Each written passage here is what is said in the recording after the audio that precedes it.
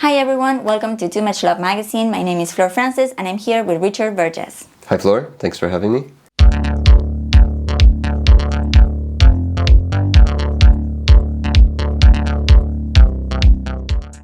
Richard, so your body of work is mostly collages. I mean, you do a bunch of things that we're going to start talking about that in a little bit because we can see all the music gear in the back. But you work a lot on collages. So tell me a little bit about what fascinates you about that technique. So collage for me kind of started as an outlet to get away from my graphic design work. So I was doing a lot of branding and logos and stuff like that you really have to cater to the client. Where then I felt to try to get out of that, I still had kind of this creative energy still left at the end of the day. So I started working on collage work, which was more, cutting with your hands and using actual physical materials to kind of create a piece. And that kind of started as just, something to do to kind of balance between my work life and my creative life. And it's turned into something that, I'm creating conceptual work using this technique.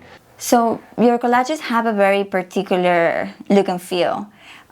Where do you get your materials from? Well, magazines, books?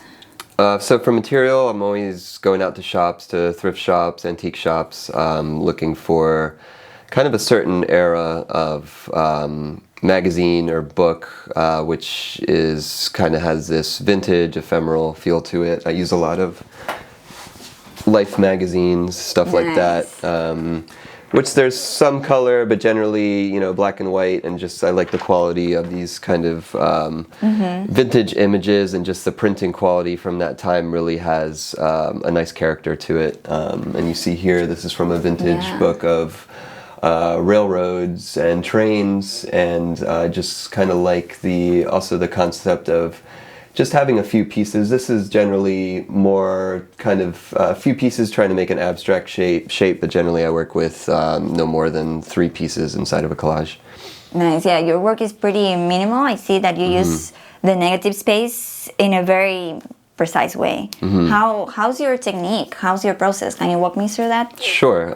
So sometimes I'll start with a concept. I'll start with, say, I have this idea in mind where I want to portray sadness or happiness or somebody who's stressed out, or and this kind of plays into more commission work. When I work on my own, I generally start with just looking through materials, cutting out different pieces that I like from books and magazines, and a lot of times that just kind of guides the piece. So it's kind of improvisational in that way, and that's kind of the best way that I like to work, is improving and letting the material, what I'm working with, kind of guide the piece, and then that, seeing what direction that goes in, because it always changes. And talking about commission work that you just mentioned, sometimes your work is featured in articles, like there was one in The Guardian and another one in New York Times. Both pieces were politically or sociopolitically related pieces. And so is your work sometimes, as you were saying, you want to express. It can be, So, I guess my question is, what's the importance for you, and for what do you think is important for different artists, to talk about what they think in terms of social issues? So I feel like there should always be a story, and I feel like sometimes I feel the need to create and put something onto paper or wood, but I always feel like there should be a story. I also work abstractly, so kind of going back to these commission pieces, it's been fun, it's been difficult, because you're trying to kind of communicate to the masses, and that's very tough. And you want to say a lot with a little, and I feel like it's been an interesting case, because these kind of commissions just kind of came to me, little by little, and then I started doing more of them, and it's just trying to get that message across and trying to communicate to people using a certain kind of language. And I feel like I should be saying certain things, but you can't give it all away. I feel like things should still be open to interpretation. So I feel like a successful piece isn't so specific, which is why these kind of commission pieces are tough, because you're trying to communicate these things, whether it's political or it's a social topic. So currently I'm doing a Guardian piece, another Guardian piece, and this one is about bereavement and bereavement leave. So I'm trying to really illustrate this kind of sad, stressful time, and you know, trying to get people to understand that and feel, kind of get a preview of the article before they read the article. That's kind of the point. So telling, you know, reading the story before you read the story, and that's kind of where the art comes in. Like an image is worth 1,000 words. Right. So yeah, no pressure. Yeah. Right. And talking especially about concepts and how to express different concepts and thoughts into images, you have Trains of Thoughts, Yes. Your exhibition coming up now for Miami Art Week. What's the concept behind it? So that comes from kind of an abstract place, and it also comes from a emotional place, and also kind of this you know, real life place. So mixing the surreal with the real. So we think about trains as far as being symbolic, as being symbols of progression, always moving forward, but at the same time they're constantly moving in a loop, essentially. You know, they're on the same track every day, but then there's, you know, how many times have you been stuck at a train that's not moving?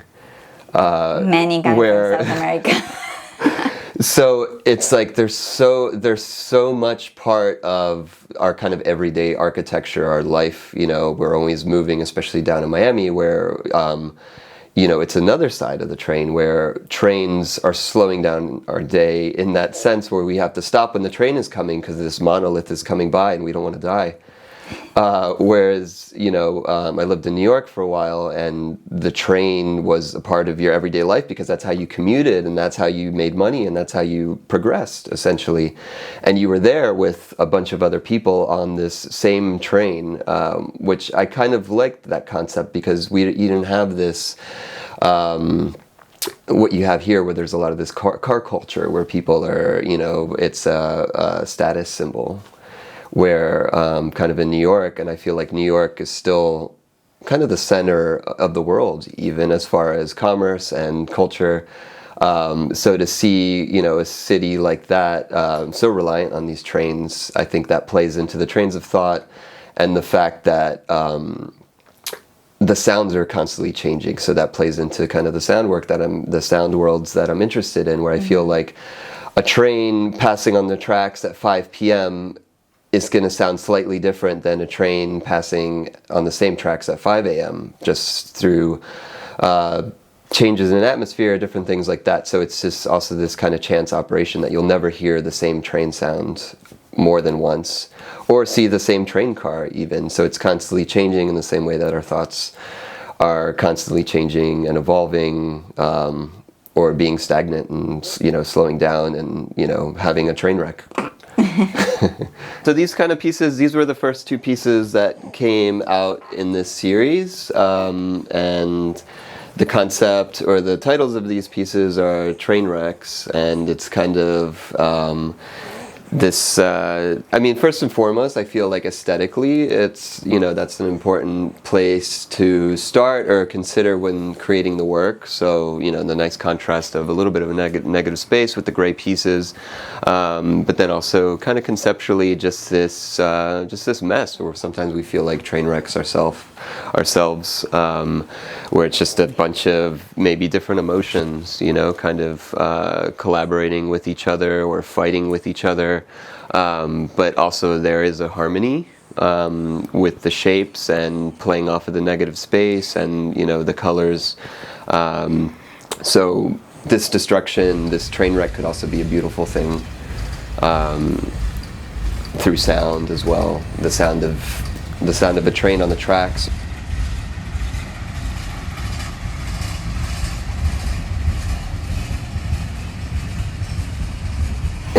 And sounds are also a very important part of your body of work.